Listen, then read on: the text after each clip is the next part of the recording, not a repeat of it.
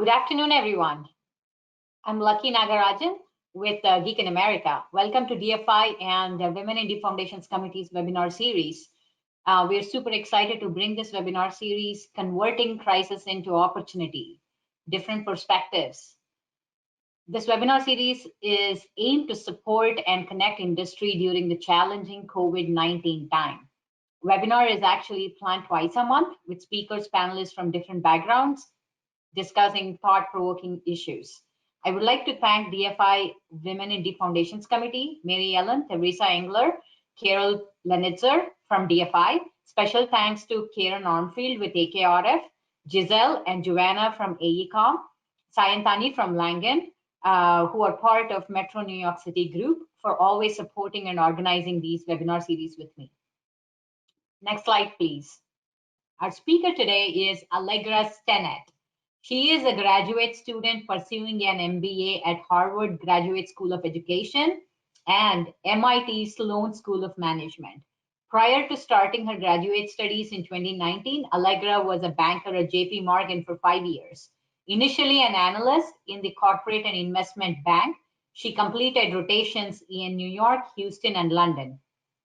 After transitioning to the commercial banking division, Allegra specialized in healthcare, higher education, and nonprofit banking. Allegra has a BBA in international business and BA in French from Andrews University. She is currently a member of the Andrews University School of Business Advisory Board. Born in the Bronx, she is a native New Yorker of Jamaican descent and enjoys traveling, reading, and watching NBA basketball in her spare time. Let's learn about engineering our finances for success. Welcome, Allegra.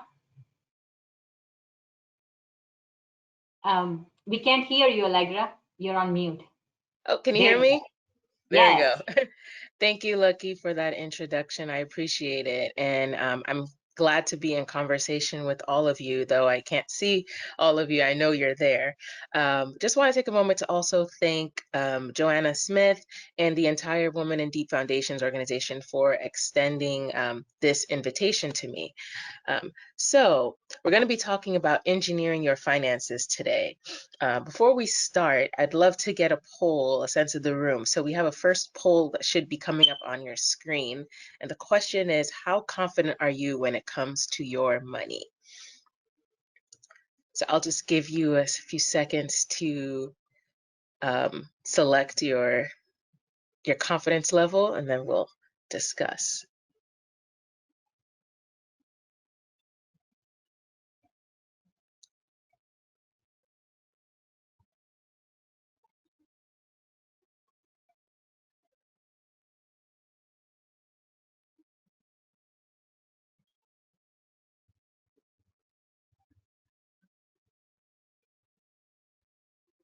So everyone should be making their selections now. Do we have the results that we can show? Okay, great. So 71% of us are moderately confident. Okay, we save some each paycheck. And then we have a few of us that are totally confident, which is great. We want to increase that number, hopefully, by the end of this presentation. And then we have another portion of us, approximately 25% of us that are not very confident. We have lots to learn. Well, we're glad that you're here. Hopefully, you will learn a lot by the end of this presentation. So, all right, I'm trying to move the screen here. Okay, great. So, can we go back to the first slide? There we go. Okay. Money story. So it's really important for every person, particularly women, to have a money story. So to understand your history, your future, you need to know where you're coming from, what your history is. So I always encourage folks to have a money story, or to craft your money story, because you already have one. You just need to actually know what it is. You can't know where you're going if you don't know where you came from. So it's important to analyze the financial successes and the failures that have happened in your family. Why did the things that didn't work, why didn't they work? What opportunities have been passed up? So just a little bit about my money story. As Lucky mentioned, I'm from the Bronx. I came from a working class family in the Bronx, immigrant families. I'm first gen. Shout out to any first geners out there. So money wasn't often discussed in my house. I knew that at certain times I knew there wasn't a lot of it, but it wasn't really a big conversation. And I actually joke about this in my Harvard personal statement that I didn't realize I was poor growing up because I didn't have any of the markers that you can think of when you think about a child in poverty. Like I had meals every day, I had clothing, I had everything that I needed and a lot of what I wanted. But that was because my parents were working multiple jobs to cover all of the expenses that comes with raising children. So something else that I was privy to was a lot of the mechanisms that immigrant and low income communities utilize. I'm not sure if all of us know of the different like interest-free loan clubs. So one of the things that they do in the Caribbean community is called susu, which is pretty much a way of saving money, interest, or borrowing money without paying interest. So each person will put money into a pot, and when you need the money, you can pull out of the pot, and when you don't, you put back into the pot. So these are the different ways that communities, particularly immigrant communities, used to get by. And growing up in the Bronx, I had a lot of exposure to obviously New York City and seeing people across the financial wealth spectrum. And leaving college, I got an internship on Wall Street at JP Morgan and then decided to stay full time. So working in the heart of finance for 5 years really gave me exposure into what it is that being a successful money manager is for your personal finances and obviously also for companies.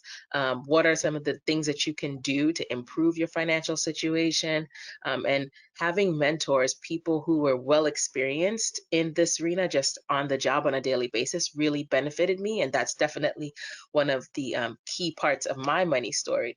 So I had a guy named John, and I call him my money mentor. And he would be the one to pretty much tell me, hey, Allegra, you should do this, or don't take that job, you won't make enough money. So he was definitely there guiding me through a lot of the finance questions that I've had. And as a result of that, I was able to pay off my student loans, invest in the markets, obviously through working, in addition to a 401k just on the side, and then also investing in real estate. So that's my money story. And I'm challenging you at the end of this presentation, when you're home with your family, start to think about what's your money story. What are some of the things that crafts who you are? What are some of the decision-making skills that you have when it comes to money? What are some of the patterns that you see in your past? Or even if you look at your banking statements, what are some of the things that you spend the most on? That's all a part of your money story. I'm trying to go to thank you. Okay, so a lot of folks have questions. What exactly is a recession and are we in one? So just from a definition standpoint, a recession is a period of economic decline that is generally characterized by 2 consecutive quarters of negative economic growth. So we see declines in GDP. And the recession that we're in right now is actually really interesting. So yes, we are in a recession, and it's interesting because it's not finance led. So a lot of times in the past recessions, it has been it has been started by the economy, and this one actually was started by a virus. So that makes it a bit difficult in terms of understanding when can we expect this recession to end, and it's just going to be a completely different game than we've seen in the past. So when it comes to the recession that we're in right now, like I said, it's driven by COVID, and on average, most recessions last for about 15 months.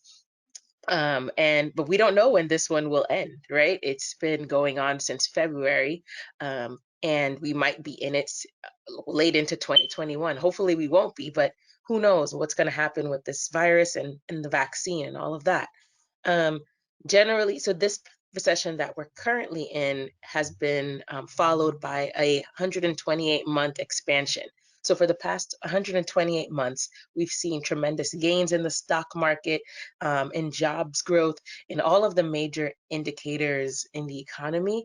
We've seen a lot of positives there. So it's, we've known a recession was coming for a while now, and it was only a matter of time, but it was what we didn't know was that a pandemic would be the reason the recession started.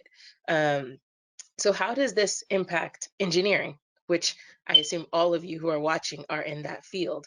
So it impacts engineering in a few ways. One, excuse me, engineering is generally known as a recession-proof career. Irrespective of the type of engineering you're in, it's generally known as recession-proof.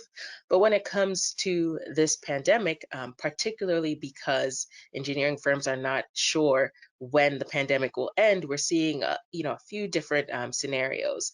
So one, there's going to be a larger talent pool, obviously, and that's something that's common to all recessions, right? We know that there's going to be more folks looking for jobs. There potentially will be layoffs.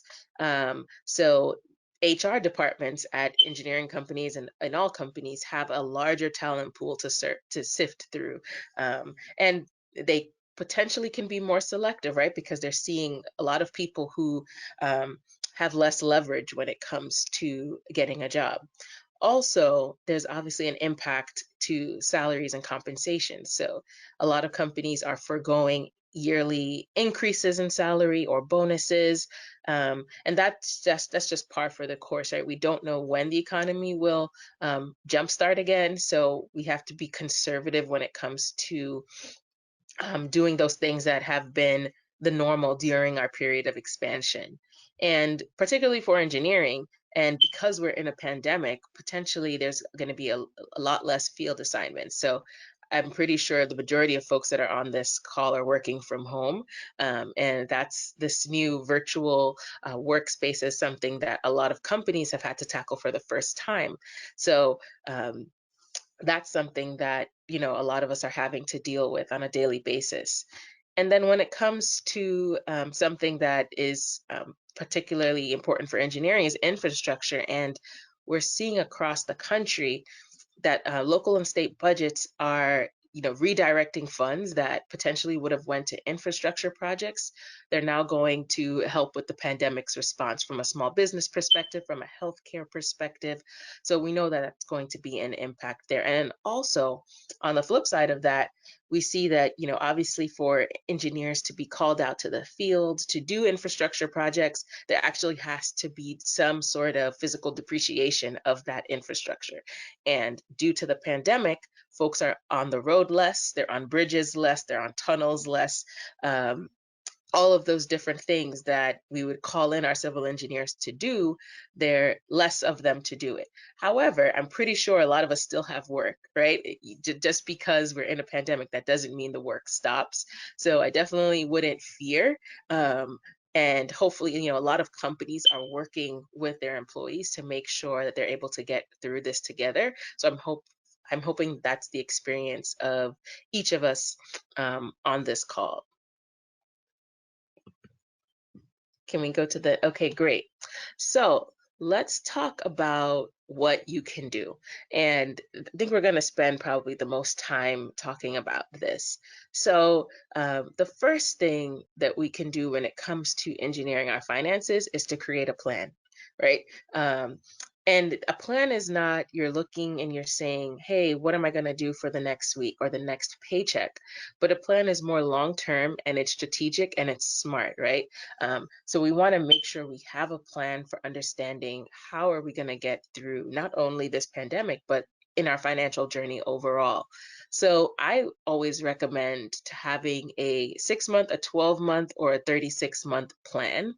And a big part of that plan is understanding what is my income going to look like for the entire 12 months and what are the expenses that I know are coming up, right?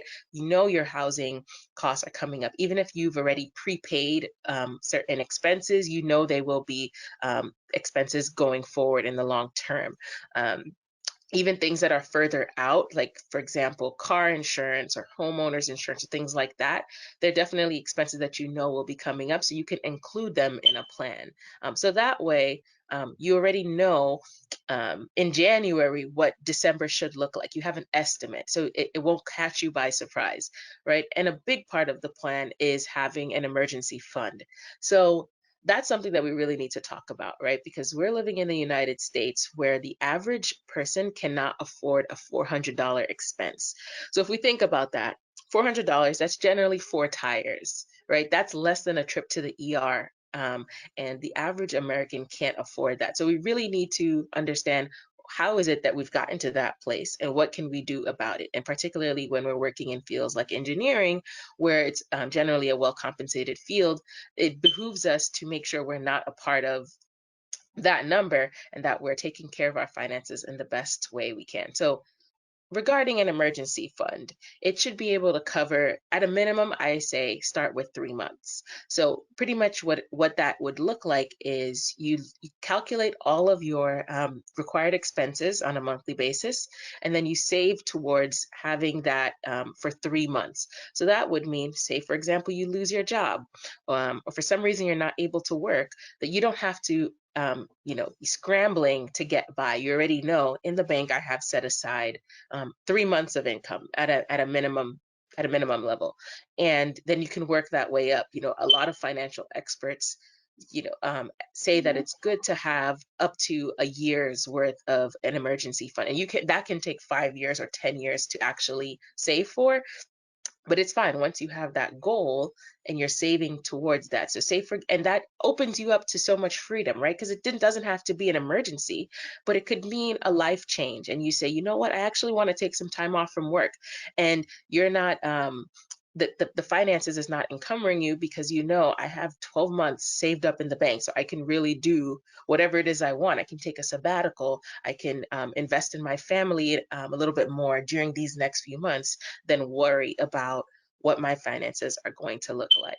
And then also another tip when it comes to an emergency fund, it should be at a bank that you have access to, because if you think about it, if you're in an emergency and you need cash, it shouldn't be locked up in an online account. We'll talk about online accounts a little bit later, but it should be in an account where you have easy access to it, that you could withdraw it if quickly if needed.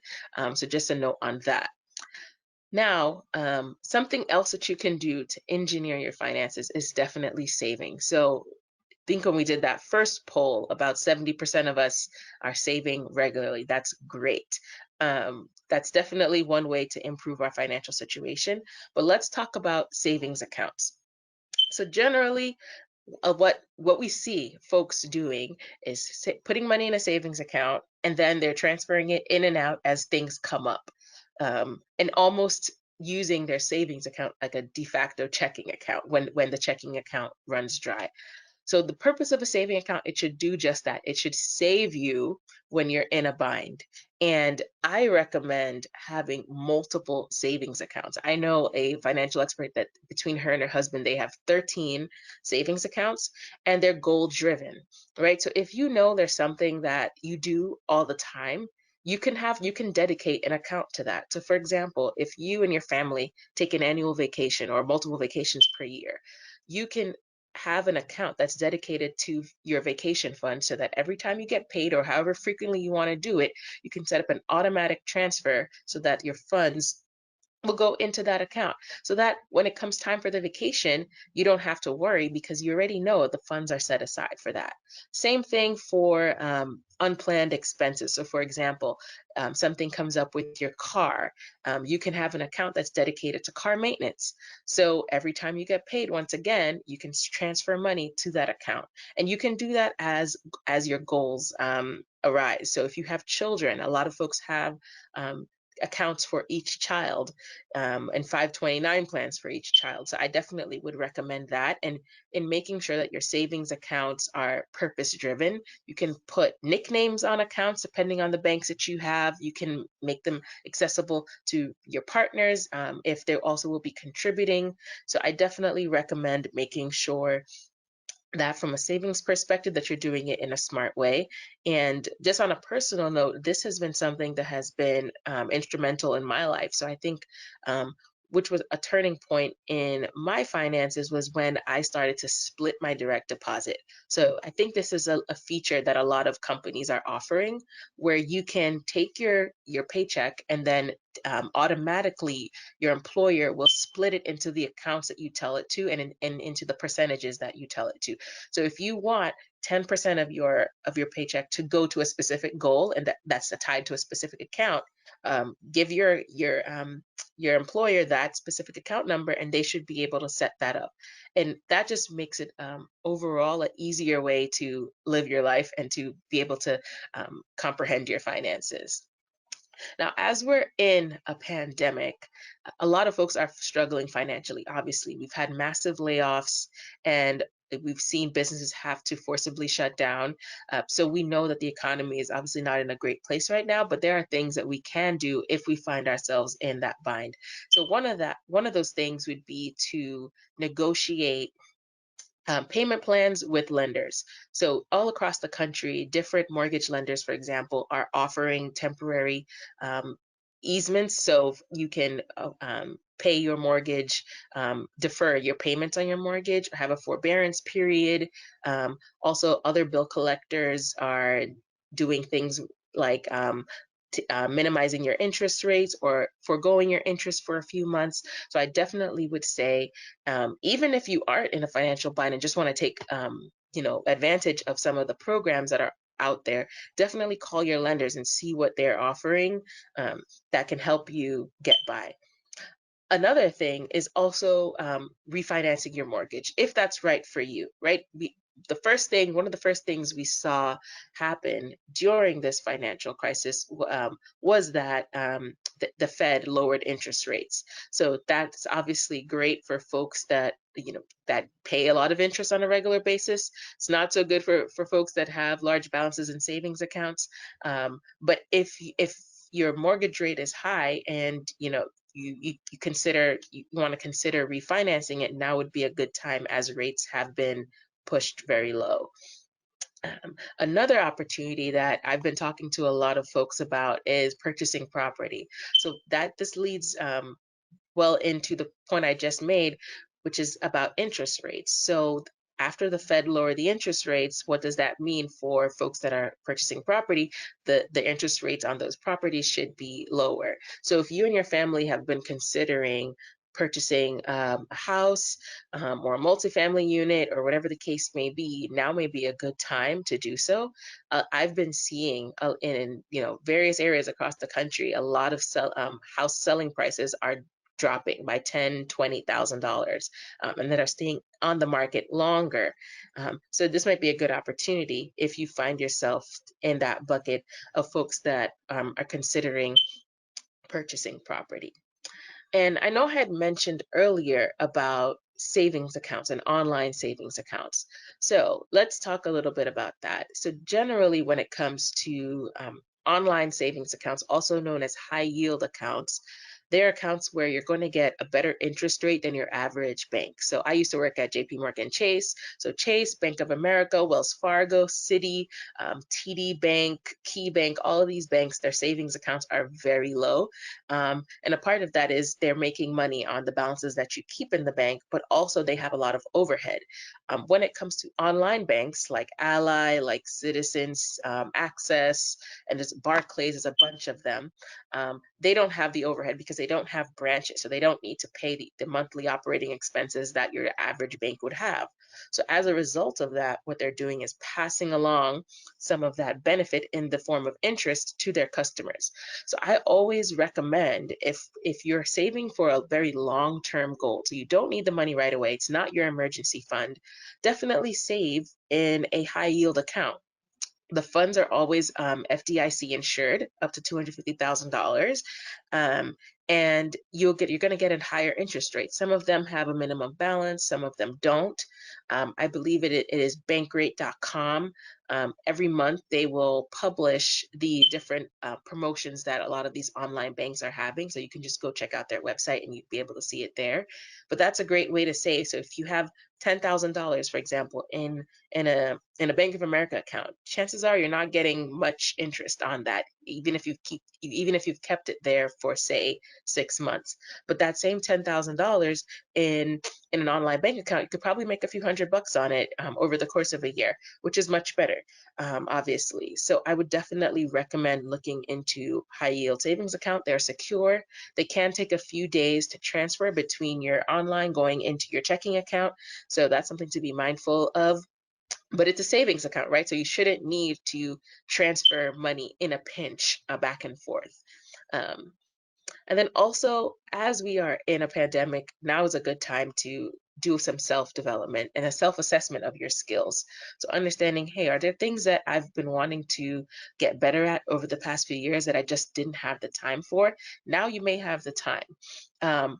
This has actually been recommended by the American Society of Civil Engineers, is to consider developing additional skills, or consider further schooling if you're considering a graduate degree. Now would probably be a good time, as you're having a little bit more time to hopefully reflect on, the past few months and years, that you can consider, what are some of the things that I want to do going forward? What do I want my career to look like in the next 5-10 years?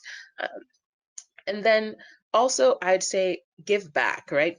A lot of us are privileged to be in positions where this pandemic is not affecting us as with the same gravity as it is other folks. So now's probably a good time where we can look around and say, hey, you know what?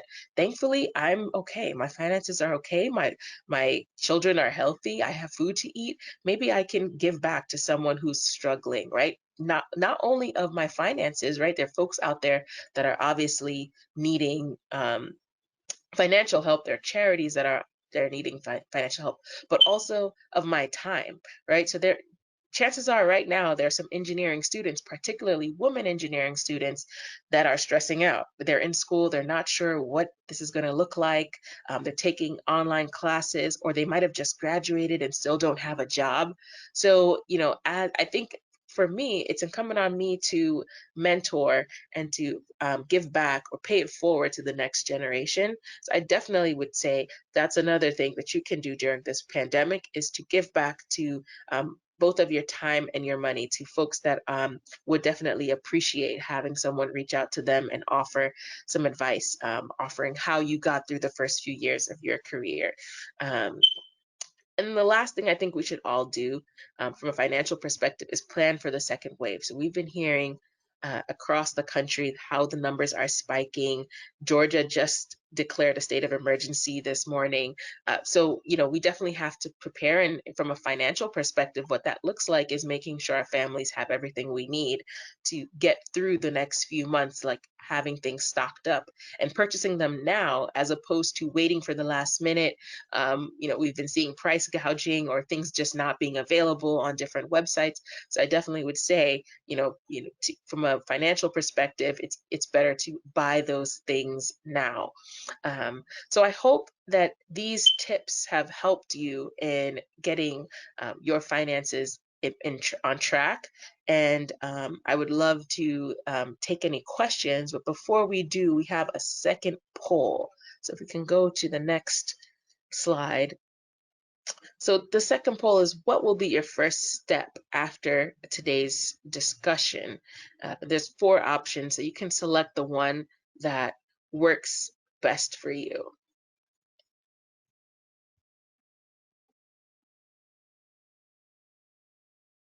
So we'll just give it a few seconds till the answers come in.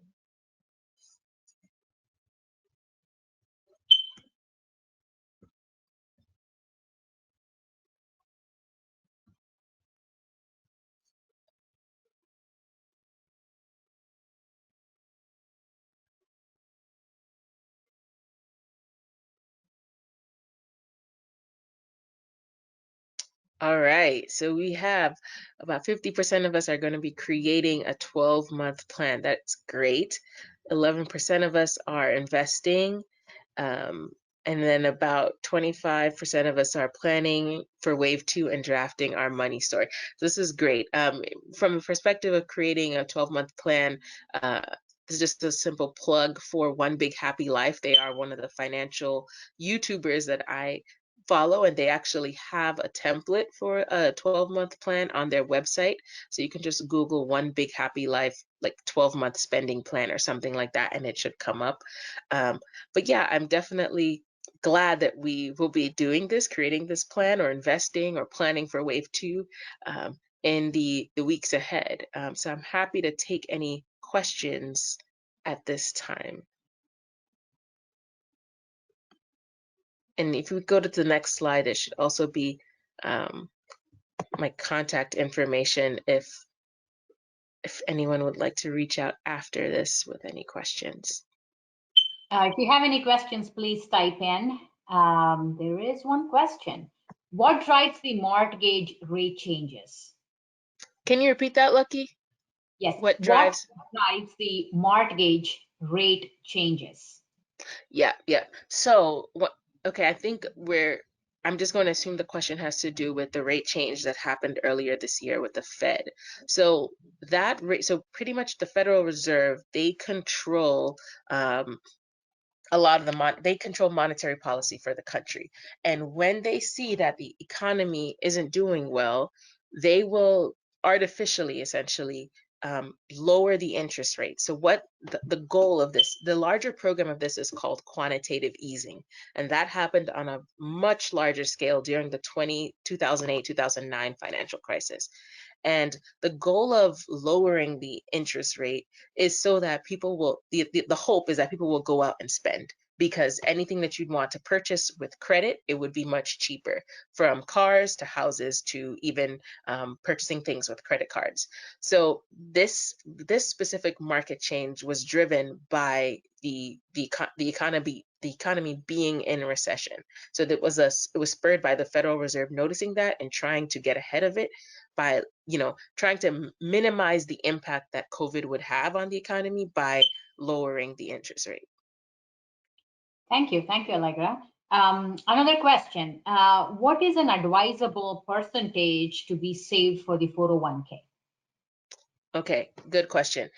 Um, well, first, I'd say that depends on the person, but something that everyone should definitely be doing, irrespective of who they are, what age they are, is if your company has a match. So, for example, when I was at JP Morgan, I think they matched up to the first 5%. If your company has a match, you definitely should be investing up to them, at a minimum up to the match, because otherwise you're leaving free money on the table. So if your engineering firm, for example, says, hey, we will match you at 3%, at 7%, if you're not investing up to that match, you're leaving free money that they would have put in your account on your behalf on the table. So I'd say definitely invest up to the match, save up to the match in the 401k.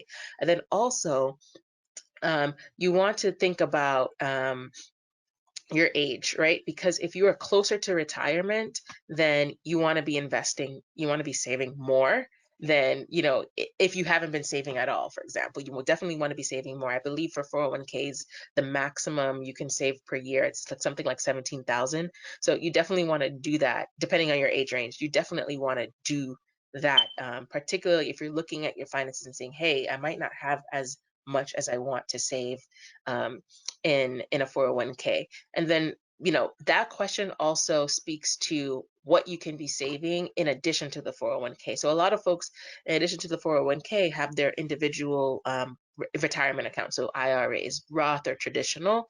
You want to consider having a mixture potentially. So the 401ks, you pay taxes, they're post-tax. So the funds that are going into those accounts, they're paid after taxes, whereas an IRA, they're paid pre-tax, sorry. So before the taxes come out of your salary, the funds go into your 401k. Whereas with the IRA, the funds are paid post-tax, and then there's also no tax on the capital gains. So when it comes to analyzing how much you should be putting in either, you really want to understand, hey, where do I expect what tax bracket do I think I'll be in when I retire? And then also, might I need these funds for an emergency in the future? Hopefully you don't. But when it comes to withdrawing funds from the different retirement accounts, the 401k is more punitive. So there's a penalty in addition to taxes and fees, whereas the IRAs are a little bit less punitive. But hopefully that's not the situation. Hopefully you have your emergency fund, as we talked about, and you don't have to pull from those accounts. But those things do happen. Thank you. One more question. So if someone is very new to stock exchange, right, stock market, what advice do you give for them to get started? How do Mm-hmm. they start? I get this question a lot. So the first question and it's a great question. Thank you for asking. The first thing I would tell folks who are new to the stock market, the first thing you need to do is to have an emergency fund. And that's not the answer that most people expect. But here's why. You don't want to be investing in the stock market, not have an emergency fund, and then an emergency comes up. And you're thinking, hey, I don't have any money in my checking account. What do I need to do? I need to pull from the funds in the stock market. Now, if you invested at say, for example, you invested funds in January into the stock market, and then coronavirus hit, and those stocks took a hit, and your emergency came in March, you chances are those stocks have gone significantly down. So you not only would you have lost money on the investment, you lost all the gains on the investment, you lost the opportunity for the bounce back, because when those stocks come back, you wouldn't have been invested because you've pulled it out for the emergency. So the first thing to invest is to have an emergency fund. Second is to see what options are available to you. Since this is an organization obviously for women, I often recommend Ellevest to folks that are new to investing. So Ellevest, it's a woman-owned brokerage. It was started by a woman, Sally Krawcheck, who was, I think she was like she was one of the CEOs for a division at Citibank, I believe. And she started this brokerage firm, and they focus on women investing, because there's a large gap in women who are investing. And then also there's a lot of most women in families, studies show, make a lot of the money decisions. So it behooves us as women to know what's going on with our finances. So they have managed accounts. And the difference between a managed brokerage account and a regular brokerage account is that in a managed account, there's a portfolio manager who's choosing the investments on your behalf. So you don't have to worry, hey, I really have no idea what stocks I should choose or what funds I should be invested in, because they have a profile. And I have an account. I'm not getting, any compensation for saying this. I'm a personal customer of the company, but they have a profile that you set up, and you tell them what your goals are. And based on your goals, they will choose investments on your behalf. So you can contribute monthly. So they will just withdraw funds from my account on a monthly basis, and it goes into this investment account. And they know what my goals are. So and they know my risk tolerance and all of that. So they are investing on my behalf. So I definitely recommend managed accounts. It doesn't have to be at Ellevest. It can be at any of the brokerage shops. And then also see if your employer has opportunities with specific investment accounts. So when I worked at JP Morgan, obviously it's a bank, so they have relationships. We get specific offers from certain brokerage firms. So I'd say check in with your employer and see what options are available there. If not, you can just look online and see which brokerage, when it comes to a brokerage account, in addition to the commission, outside of the commission that they charge per transaction, they're pretty much all the same, at least from the perspective of having one that you're managing yourself. So I'd say look and see which ones are offering bonuses for the time that I'm signing up. If I'm signing up now and E-Trade is offering a great deal, free trades for 6 months or something, or the help of a financial advisor with my account, then I'll go with that. Or if Charles Schwab is offering something, or Fidelity. So I'd say also do just a little research to see who's offering what at the time that you're trying to invest, and go from there. And then also ask people that you trust, people that you see in your life who've made great financial decisions. Ask them, maybe they have a person that they recommend. It was actually one of my money mentors who recommended a financial advisor to me. So see what they're doing as well. Sure, thank you, thank you. One last question I'm going to ask you. Apart from 401k and having emergency funds, are there any other financial resources for retirement vehicles? If you're thinking Yeah, about? so in addition to 401ks, and what was the second thing you said? Emergency fund Emergency account funds. that you might have. Well, yeah, well, there's IRAs, right? So IRAs are individual retirement accounts. So they're not employee sponsored. That's one way to save for retirement. We've seen, there are some folks that save for retirement through real estate. So they have a property or multiple properties, and then they plan to, they buy a property with the intention that this is going to be my retirement fund. So they just probably rent it out, and they use those funds to cover that's their income during retirement. There's obviously Social Security, but when it comes to the main one that a lot of folks can take advantage of very easily would be individual retirement accounts, so the IRAs, the Roth or the traditional. So yeah, in addition to those, I'm not aware of anything off the top of my head that would cover retirement. Thank you so much. Thank you. Thank you so much. That was great presentation and really good financial tips. You know, when you started your presentation, I was thinking about, I had never thought about how my childhood was, in terms of finances, to think of like, even in my house, there was no discussion on finances, or Right. what finances means to the family, or, how to manage. How did my dad and mom manage? There was Hmm. not much of conversation of that at all. So it was really difficult. I'm not sure how many of them found the same difficulty, but for me to start learning how to manage my finances, I was adult, by then. Yeah. So it's not easy. It's not easy, and I think you gave us very good financial tips. Some of it, I'm sure we are following, and some of it, are really good tips for us to move on.